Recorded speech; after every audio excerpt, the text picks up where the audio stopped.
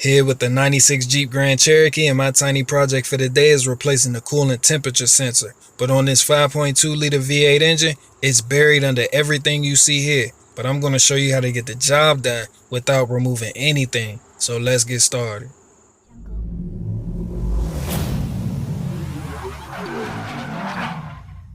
The first thing you're going to need is a long pick set. So if you don't have one, head down to your local parts store, hit that tool section and get one.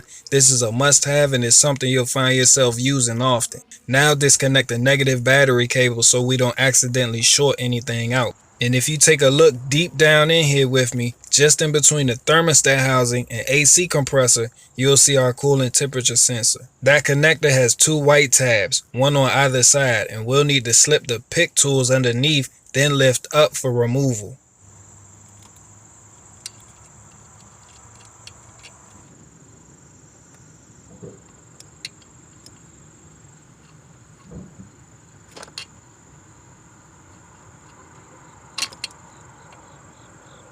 Now grab a 13mm socket with the 10-inch extension to finish the job.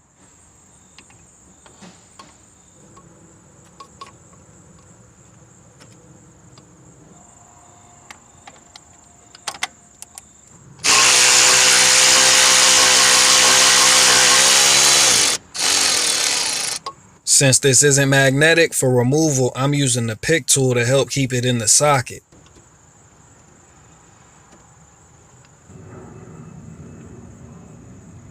The replacement part is Mopar part number 56004815, and this coolant temperature sensor is responsible for providing an input voltage to the computer relating coolant temperature, and the computer uses that data along with input from other sensors to determine injector pulse width and ignition timing. So when the sensor goes bad, it sends false signals to the computer, which throws off fuel and timing calculations, and this reduces fuel economy and hinders engine performance. This sensor is also the sending unit because information sent to the main computer is communicated to the BCM, and this is where the temperature gauge gets its reading from. So if you're having a rebellious temperature gauge giving crazy readings, this may be a culprit. As for installation, rip a small piece of paper towel and fold it over the top of the sensor. Then push it into the socket, and this will keep it from falling out while you lower the sensor in place and start the threads by hand.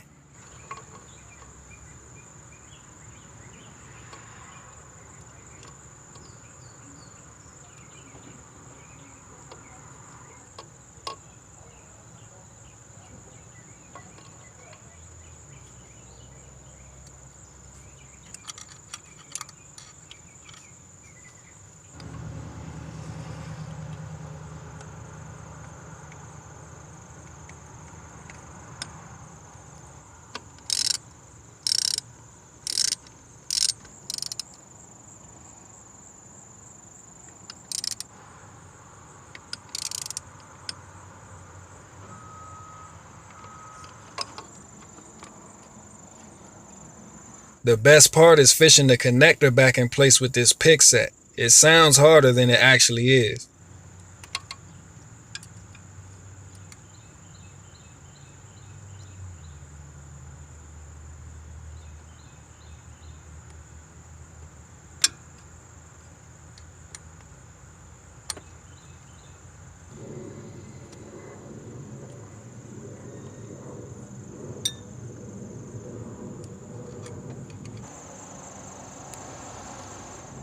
After driving for a while and monitoring the temperature gauge for proper function, check for any coolant leaks from the sensor area with the engine running, and if none, then a job well done.